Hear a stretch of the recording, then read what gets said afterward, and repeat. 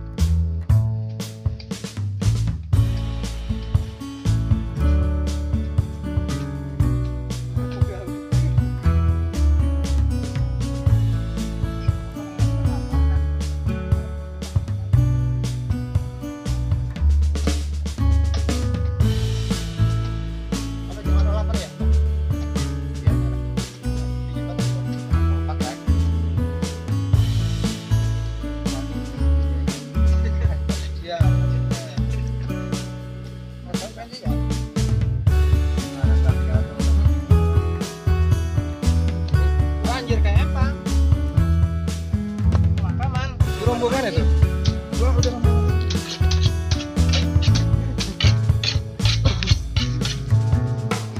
Pakai mesin dah, mobil dah. Campurnya mana olinya?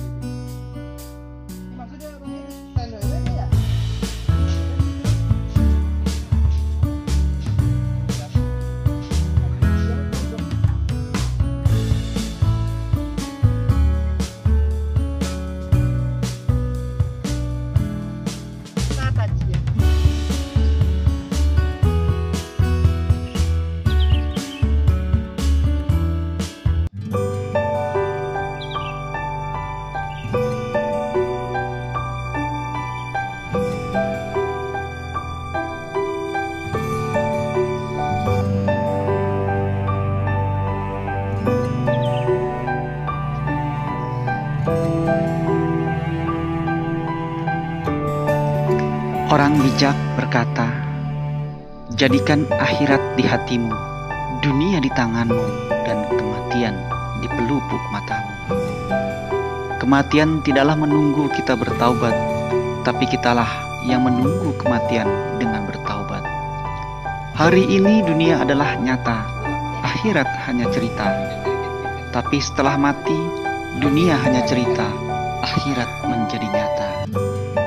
Ada masa di mana tanah menjadi tempat pembaringannya, ulat menjadi temannya, munkar dan nakir menjadi tamunya, kuburan menjadi tempat tinggalnya, perut bumi menjadi tempat menetapnya, surga atau neraka menjadi tempat kembalinya. Orang yang tidur tidak akan tahu kalau dirinya sedang bermimpi, kecuali setelah terbangun.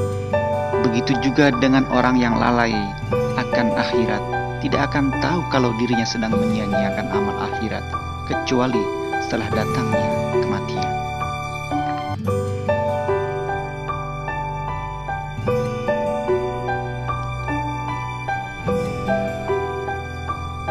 Kita tidak pernah tahu kapan kematian akan menjemput kita. Namun yang pasti kita tahu berapa banyak bekal yang kita miliki untuk menghadapnya. Jangan menunggu tua baru bertobat, karena kematian menjemput tidak mengenal waktu. Lebih banyak orang menghadapi kematian di atas tempat tidur daripada orang yang mati di atas pesawat. Tetapi kenapa lebih banyak orang yang takut mati ketika menaiki pesawat? Kematian adalah untuk berhenti melakukan dosa secara tiba-tiba. Kita terlahir dengan satu cara, namun kematian menjemput dengan berbagai cara. Hidup tanpa melakukan apapun sama saja dengan kematian yang datang perlahan. Mungkin hari ini kita masih di sini di dunia, tetapi besok belumlah tentu. Tidak ada jaminan sama sekali dalam hidup ini, tapi kematianlah yang benar-benar menjamin segalanya. Cinta dan kematian adalah dua hal yang pasti akan dihadapi oleh setiap insan. Oleh karenanya, jangan pernah takut untuk menghadapinya. Ya Allah, jadikanlah kalimat terakhir yang terucap dariku adalah La ilaha illallah Muhammadur Rasulullah.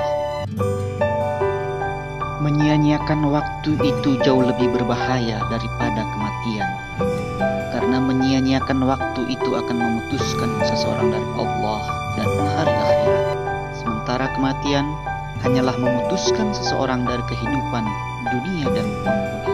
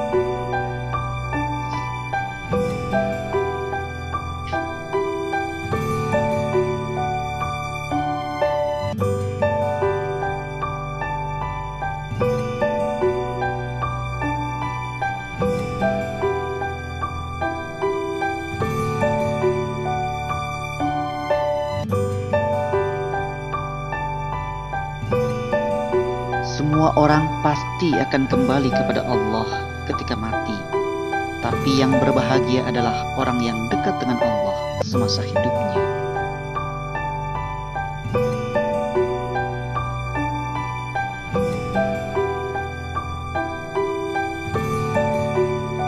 Hidup dan mati ada dalam genggaman ilahi. Takdir adalah kepastian, tapi hidup harus tetap berjalan. Proses kehidupan adalah hakikat, sementara hasil akhir hanyalah syariat. Gusti Allah akan menilai ketulusan perjuangan manusia, bukan hasil akhirnya.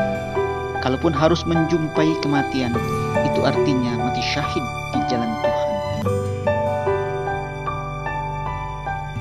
Sebagian besar orang menganggap kematian masih jauh, jauh sekali. Namun, ketahuilah saat hari itu tiba, maka sudah terlambat untuk melakukan apa yang bisa kita lakukan hari ini.